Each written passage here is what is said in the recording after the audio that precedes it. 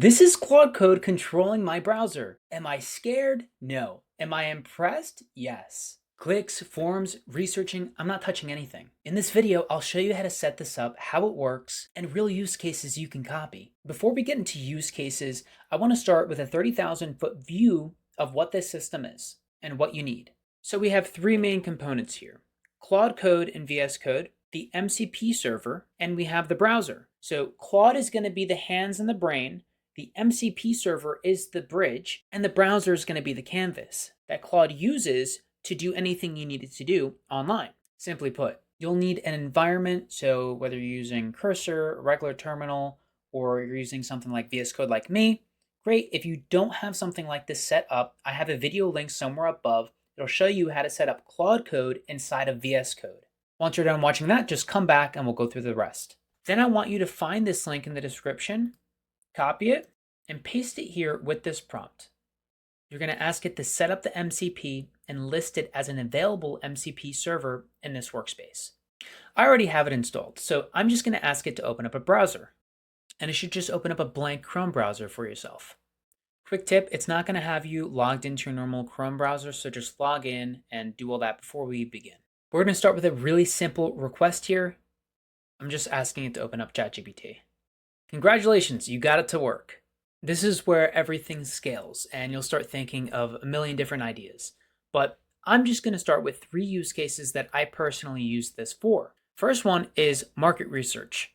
I might ask it to look up the most local AI automation agencies and to pull up their websites so I have reference and find out what their top 3 services are from each one of them and to put them all in a spreadsheet for me. So I prompted it something really simple. I'm just going to let it go through the workflow now, set up the spreadsheet, do the Google search. And I do want to note, you could ask Claude to do the research here and then to literally just plug in the details on the spreadsheet for you. So Claude will do that. It'll save you tokens because it knows how to effectively find the information.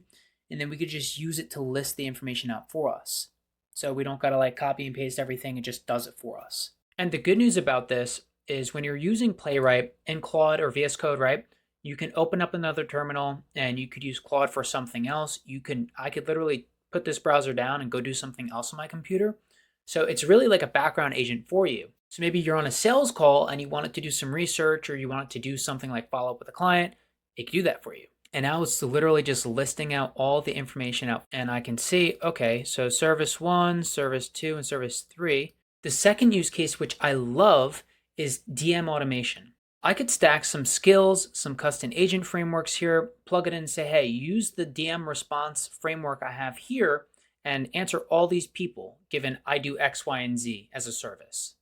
So I'm basically prompting it to go ahead and answer everybody in my LinkedIn inbox here, and I can go off and do whatever I want, right? And like I said, stacking the frameworks, right? Like these files that I have here, for example, like the content strategy agent, that's one framework I can plug in to do things on the browser. And you could also stack other MCP servers. The MCP server is just a toolbox. So you could stack, and have multiple terminals open while you're doing things, right? I could be running a workflow off of another terminal with another MCP server. For example, my NAN workflow building MCP, right? I can get on there and start building workflows automatically while I'm having it do DM responses and just plug in all these terminals and automate all my workflows. So it automatically sent this message out for me, which is great because this really is my focus. And the final use case that I wanted to share with you guys today was a CRM, so an admin dashboard. I could have Playwright come in and look at my conversations.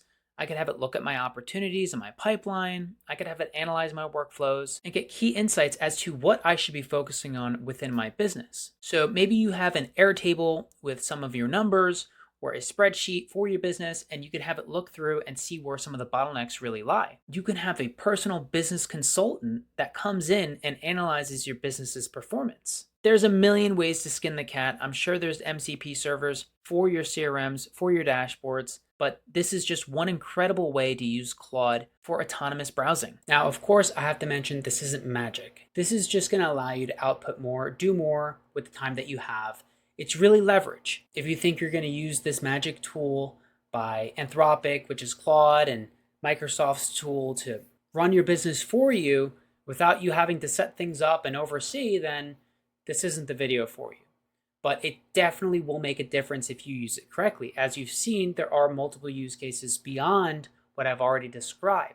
So I just want to ground everybody in reality. I'm glad that we're excited to use this, but let's just remember AI will not replace you as the main person or the main front runner for your business or for what you're doing. I'd highly recommend not using this for simple API requests, high frequency scraping, or anything with a native endpoint. You might say, Charlie, there are better use cases for this, but the ones that you've described are not it. I can use the simple API keys or whatever.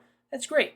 But the fact that you now have this in your arsenal is the biggest win that you'll get out of this video. So ultimately, if you're only using Claude for coding, you're leaving so much power on the table. This is just one of many MCP servers that I'm going to bring to your guys' attention over the following months into this year. I'm really excited to produce more videos around Claude Code, MCP servers, and how to make efficient workflows that make your life easier and really make you more money. If you guys got value out of this, consider subscribing. It's going to be the best way to support me. And you could also join my free school community, which also is in the description.